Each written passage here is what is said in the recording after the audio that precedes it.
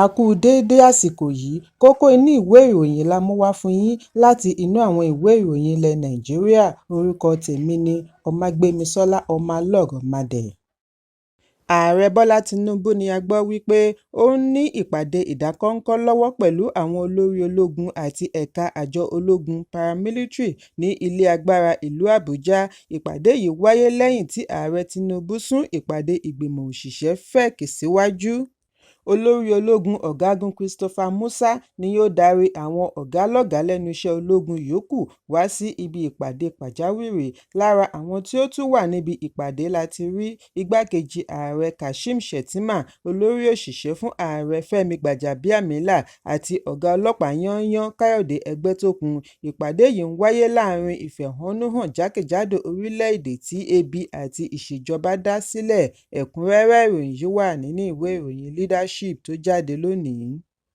Obìnrin opó kan tí orúkọ rẹ̀ ń jẹ́ Amina Isa pẹ̀lú àwọn ọmọ àti ọmọ-ọmọ tí gbogbo wọn jẹ́ 6 ni a gbọ́ wípé wọ́n ti di èrò ilé ìwòsàn lánàá lẹ́yìn tí wọ́n mu ògì ní Ẹ̀gbá, ìjọba ìbílẹ̀ Àgàtú, ìpínlẹ̀ Benue. Ẹnìkan láti inú ìlú tí ó pe orúkọ ara rẹ̀ ní Àdájì ni ó sọ fún akọ̀ròyìn wípé opó yìí pẹ̀lú àwọn ọmọ rẹ̀ ń bì lẹ́yìn tí wọ́n mu ògì kí wọ́n tó gbé wọn dìgbàdìgbà re ilé ìwòsàn aládàáni láàrin ìlú.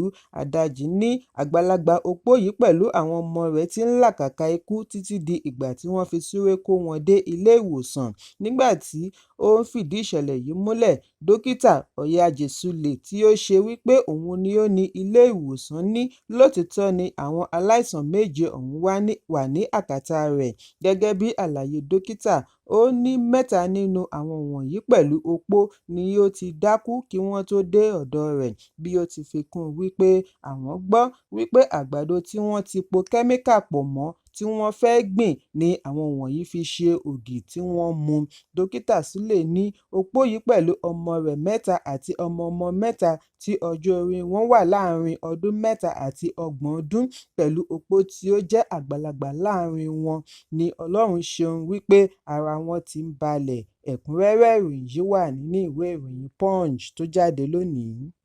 Ọ̀gbẹ́ni kan tí kò wọ gbogbo aṣọ tán ya wọ Gani Fáwẹ́hìnmí Freedom Park, Ọjọ́ta, ìpínlẹ̀ Èkó láti tẹ̀síwájú pẹ̀lú ìfẹ̀hónúhàn tó ń lọ lọ́wọ́ tako ìṣẹ́ àti ìjọba tí kò dára lórílẹ̀-èdè.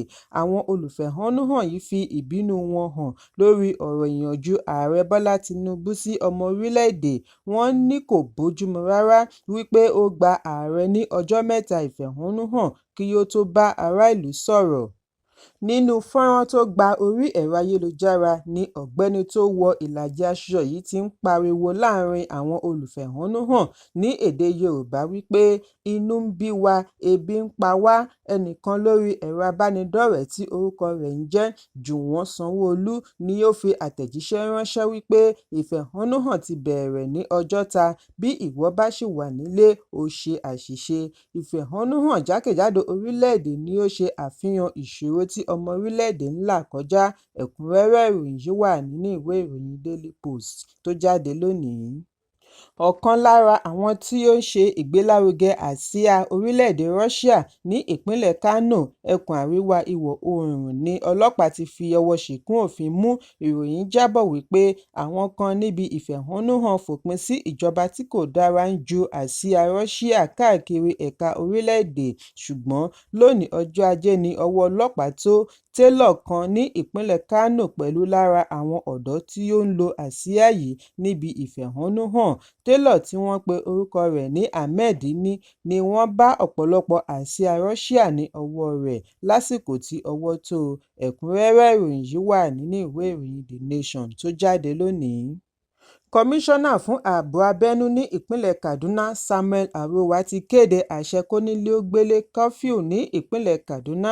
Àtẹ̀jáde ni ó fi ṣàlàyé wípé lẹ́yìn àgbéyẹ̀wò bí ètò ààbò ṣe rí ní ìpínlẹ̀ ní ìgbìmọ̀ ìpínlẹ̀ lábẹ́ ìdarí gómìnà Uba Sani fi pe àkíyèsí ará ìlú wípé ẹ̀rí tí ó pọ̀ wà nílẹ̀ wípé àwọn jàǹdùkú ti já ìfẹ̀hónú gbà bí wọ́n ṣe bẹ̀rẹ̀ fífọ́ ṣọ́ọ̀bù àti bíba nǹkan ìlú àti aládàáni jẹ́.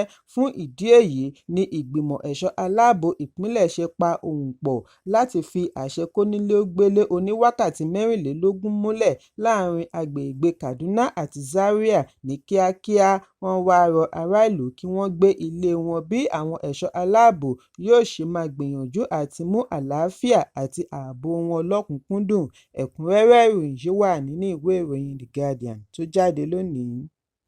Prime Minister (PM) fún orílẹ̀-èdè Bangladesh Sheikh Hasina ti kọ̀wé fi ipò sílẹ̀ tí yóò sì fi orílẹ̀-èdè sílẹ̀ lẹ́yìn ọ̀pọ̀lọpọ̀ ọ̀sẹ̀ tí wọ́n fi ń ṣe ìfẹ̀hónúhàn tó ń la ẹ̀mí lọ. Ọ̀pọ̀ ni ó ti gbẹ́mìí mì nínú rògbòdìyàn tí ó burú jùlọ láti ìgbà tí wọ́n ti ṣe ìdásílẹ̀ orílẹ̀-èdè yìí ní ó lé ní 50 ọdún sẹ́yìn. Iléeṣẹ́ ìròyìn BBC jábọ̀ wípé Hasina ti mórí lé Tripura, olú ìlú fún Agartala ní orílẹ̀-èdè India, bí ó tilẹ̀ jẹ́ wípé kò sí àkọọ́lẹ̀ láti iléeṣẹ́ adarí lórí ìgbésẹ̀ Hasina. Ìròyìn jábọ̀ wípé Hasina, ẹni ọdún 76 àti ìbátan rẹ̀ lóbìnrin rin ìrìnàjò ológun lọ ìwọ̀-oòrùn India ní ìwọ̀-oòrùn Bengal.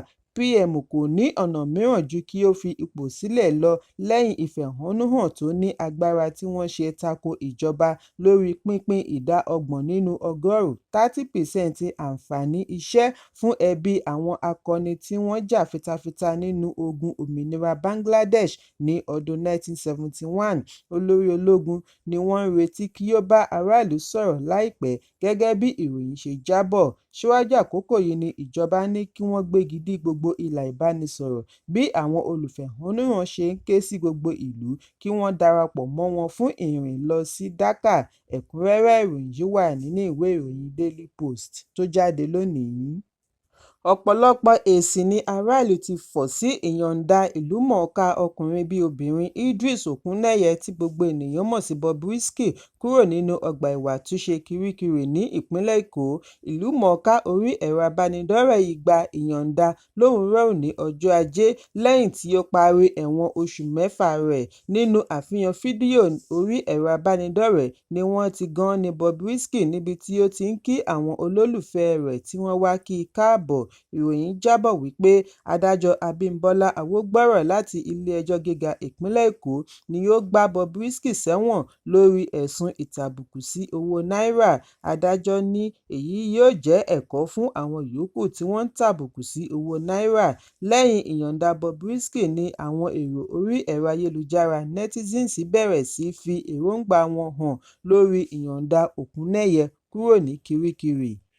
Ọ̀kan nínú wọn tí orúkọ rẹ̀ ń jẹ́ @toolsmoney kọ wípé Bobrisky lẹ́yìn tí ó padà gba ìyọ̀ǹda, ǹjẹ́ ó dá yín lójú wípé ọ̀gbẹ́ni yìí lọ ọgbà ẹ̀wọ̀n bí? Ẹlòmíràn tí ó pe ara rẹ̀ ní @IamAlẹ́ṣinlọ́yẹ̀1 kọ wípé a kú oríire gbogbo ọmọ Nàìjíríà.